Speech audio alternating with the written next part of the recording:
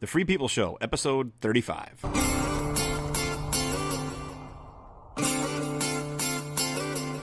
The Free People Show is a show about the practice and politics of being free. Free from government, free from coercion, and free to be yourself. Host Phil Anderson is a libertarian, a Christian, and was the kind of kid who, according to his grandmother, just wouldn't shut up. Phil and his co-hosts will talk politics, but also life in general, challenging you, entertaining you, persistently rapping on the back door of orthodox two-party politics, sparing nobody and taking no prisoners, maybe even making you laugh. Tweet us at @FreePeopleShow with questions and suggestions, or comment on Facebook during or after the show. For information about being a guest, hosting a live broadcast, or sponsoring the show, email info@freepeopleshow.com. Thanks for listening. Now, here's your host, Phil Anderson. Hello and welcome to the Free People Show, episode 35. My special thanks to all our co-hosts, who are not here tonight, many of them. Patrick Baird, Ron DePauw, Miles Christen, Samuel Anderson, all co-hosts, and only two of them here tonight. Samuel Anderson's also our engineer, business agent R.J. DePauw, show webmaster Dustin Dreyfus, show contributors Jeff Korch, Jay Ranchad, John Migloch, and the Libertarian Party of Dane County. You can find the Free People Show at freepeopleshow.com, as well as on our host platform, Spreaker. Also find us on Stitcher, iTunes, TuneIn, SoundCloud, on Facebook and Twitter. Thanks to everyone listening and watching our beautiful logo, which I think might be backwards again tonight, but I'm not sure. Is it backwards, Ron? It actually looks okay tonight. Oh my goodness, I don't know what I did wrong or right, but that's our logo. It's been upside down, sideways, and backwards. It's a win tonight. So it's for tonight, it's a win. Thanks for listening, everyone. Our co-host tonight, Ron DePauw, is a veteran of the United States Army, a former recruiter, an employee of the state, a PSYOP expert, surprisingly still a libertarian, a new father, a rum and coke drinker, although tonight he's drinking, turn the label towards me, would you? Penguin Pale Ale, One Barrel Brewing, Atwood Avenue in Madison, Wisconsin. And a Banff, whatever that is, although I think we might have solved that last week, maybe. But at least my interpretation of what a Banff was. But we'll explore the whole concept of what a Banff is, what the public perceives it to be, and what it could be going forward in American society over the course of the next couple hundred shows, at least the ones that Ron's involved with. We'll explore the idea of what a Banff is. Also co-hosting tonight, Samuel Anderson, who you've heard on this show before, is an engineer. He's also the chauffeur and parade candy consultant for the Anderson for Governor, Baird for Lieutenant Governor campaign. He's also served in those capacities last summer. He is an expert at Destiny and eagerly awaiting Destiny 2, making big money as a side job doing that. He is my son, and he is brilliant, just like his old man. Thanks for joining us tonight, Samuel.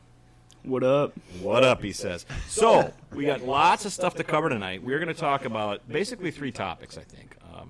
Now, the first one we're going to start with is what we think or what we expect that college students, young people, millennials, however you want to characterize them, what do they vote for? What are the issues that they get most excited about? What will bring them to the polls, get them involved in politics? And I've been kicking that around with Patrick and Ron and Samuel and some other folks lately, and on Facebook as of this afternoon. So we'll see what Ron and Samuel's take is on that issue, what excites them in terms of politics, other than the same old libertarian-type stuff. We'll also talk about what libertarian disaster relief might look like, because the folks in Texas and our hearts and prayers go out to them suffering in Houston and all of that area of Texas. But what are the factors that government is involved in that made this situation worse? And what ways do libertarians suggest to make things better, both in the preparation, the way that insurance is dealt with in terms of floods, and when storms do happen, what do we see as improvements that we can make, that we would advocate for if we were in government to help make relief faster and more effective? Last but not least, I'm pretty sure we'll get to this. We don't necessarily have to, because it's sort of an issue that's going to be lingering. As you all know, the Foxconn issue has been brewing in Wisconsin now for about 5 or 6 weeks or so. And there is a Democrat who is a state assembly person from the Janesville area who wrote a short piece on Facebook. I don't think it was intended to be like a blog post or an official post, but it was a Facebook post that basically laid out why she wasn't voting for the Foxconn proposal. And I think it really just stated a lot of the facts very, very well. It wasn't hyper-partisan. It wasn't calling out too much, but it really pointed to the basic concepts of why people should be opposed to Foxconn. And so I'll share that with you later on in the show. But first, let's get to what we know, friends, that it's not easy to get college students involved in politics. They tend to be very, like when we see them, it's very obvious. They can make a lot of noise. They have, demonstrations, and there are college Republicans, campus Democrats, libertarian organizations, Young Americans for Liberty, Students for Liberty, et cetera, et cetera. But it's relatively a small percentage that seem to be actively involved in politics. They, like most other demographics, have opinions. And because they are so intertwined with social media, we know what their opinions are to a certain extent, but they don't vote that much, and they don't get involved in the actual work of politics. Is it because they're busy, or is it because the parties that are running for office, including and maybe especially the Libertarian Party, haven't found the right issues of ours that appeal to them, the things that we can talk about, the things that we stand for, that will get them out and spending their precious free time helping us get elected. You guys, what do you guys think about that? I think anyone who's listening right now who has an opinion on this, definitely chime in over Facebook and give us, some kind of, what your thoughts are on this. But from a personal standpoint, I think a lot of it is, maybe college students, once upon a time when I was a college student, you don't view voting as something that will really matter in the long run. Maybe protesting and going out and standing up for whatever it is you believe in might have, to you in your mindset, might have more of a direct effect on what you believe in versus going out and voting for some candidate who 3 to 5 years later might affect what you believe in and who's probably 20, 30, 40 years older than they are, right. So they maybe not have faith across generations that this person really understands what it's like to be 19, 20, right. 23 or whatever. Right, yeah, and I think a lot of college students, from my personal viewpoint, have a tough time, connecting with those kind of candidates. Whereas, if I look at it as a college student, I could go out and protest something, right now. What can I affect right now where I think it has some kind of value? And what is the threat? Usually when people try to affect government, there's some sort of threat. They either are a voting bloc, some sort of organized voting bloc, or identifiable force.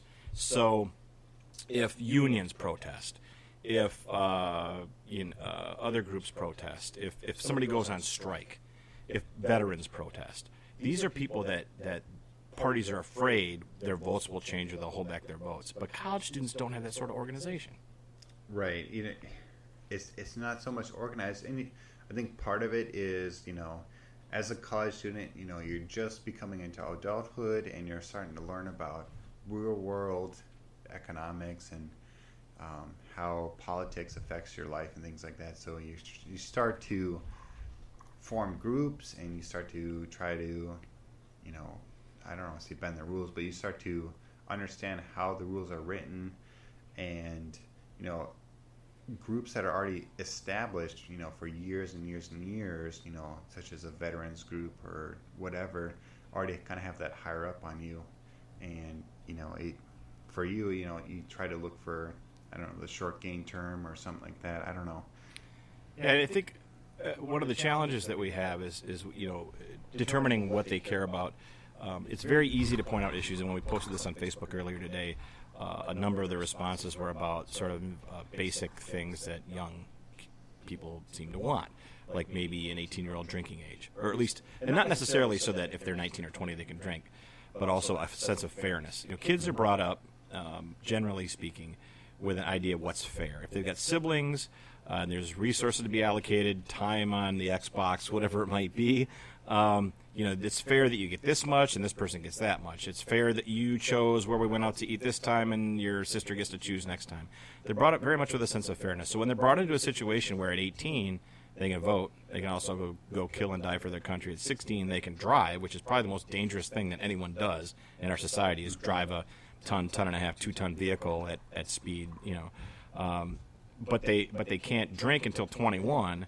And sort of further extend the argument, they also know that, as do most of the population know, that marijuana is relatively benign relative to other things that are legal. They see that unfairness, right? So the responses that we got kind of respond to that sense of unfairness by pointing out things that would be unfair to people in that age demographic. But another thing that got pointed out, and I think we saw this in college students and millennials' response to other messages about this issue, is college debt, college tuition. Now, there are very powerful messages coming from Bernie Sanders, among other people, Elizabeth Warren, etc., that got people excited about the idea that college tuition should be free or cheap, or that debt should be, college debt should be paid off or, erased or whatever. They have a very serious concern with that, obviously. But I think what's a longer sell for libertarians, and maybe why this is a more difficult issue, not because we're right on this one, we're 100% right, but it's a longer explanation, so it's not as easy to sell. The way the government is screwing college students in the first place by continuing the narrative of going to college, get a better job, be a better person, be a better citizen, borrow money, parents borrow money, at whatever rate, the promise of a job isn't necessarily real. Get saddled with debt, and then be a debt slave after you get this degree, which may or may not get you a job, and then you're carrying this burden of debt that you owe to the federal government.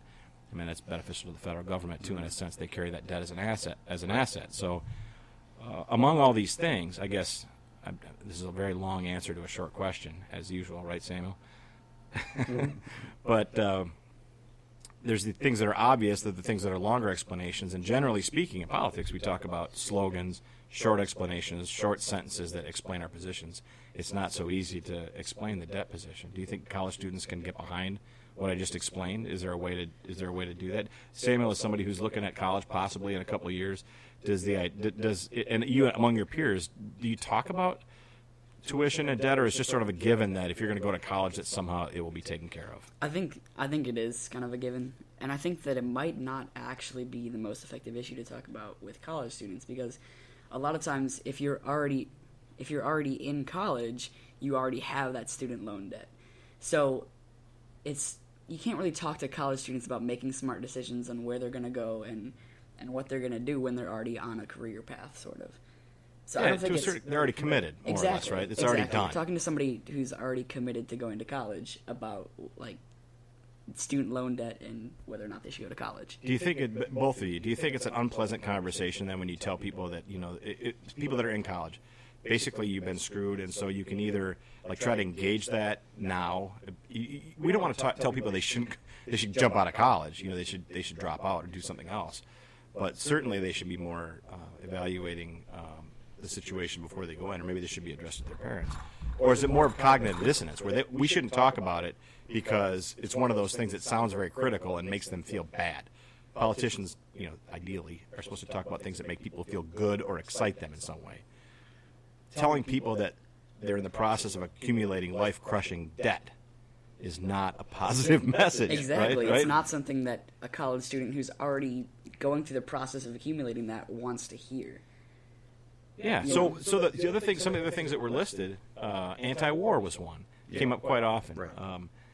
Is that something that do people think about being? I mean, you served in the military, Ron. You still in the reserves. I served. There's not a draft right now, but you never know. I mean, there could be. If we go to war, we send more troops to Afghanistan and make a commitment more of a commitment in Korea or wherever violence might break out, probably caused by us, or rather our government. Do people even think about the draft anymore?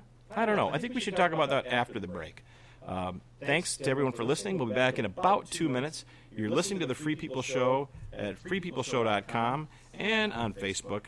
We'll be back in 2 minutes.